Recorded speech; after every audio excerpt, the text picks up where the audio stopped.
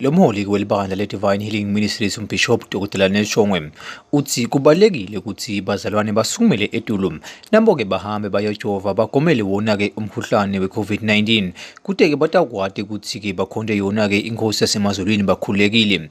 Ingani nabebhola bayabonakala ukuthi basukumela eTulu benda yona-ke imikhankaso ukuthi bajove kude-ke batawugomela lo mkhuhlane we-COVID-19. Bazalwane asambeni siyojova.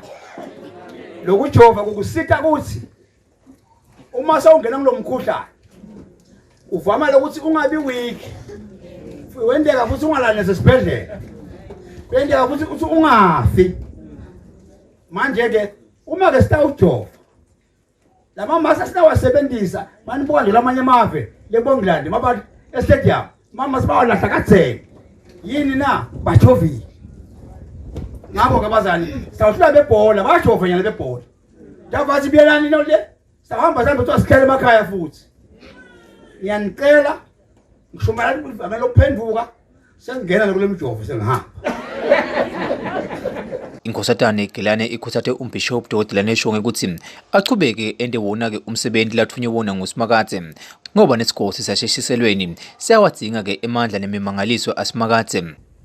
Siphile emphefumulweni kuze sikhone kuyawubonana naye mhlazana sesihamba siyawufika kuwo ngoba kudla kukhona kepha lokukhulu kakhulu uyawubonana naye lo wasiletha la emhlabeni kusasa sesingasekho sesiye kuyafika semukele.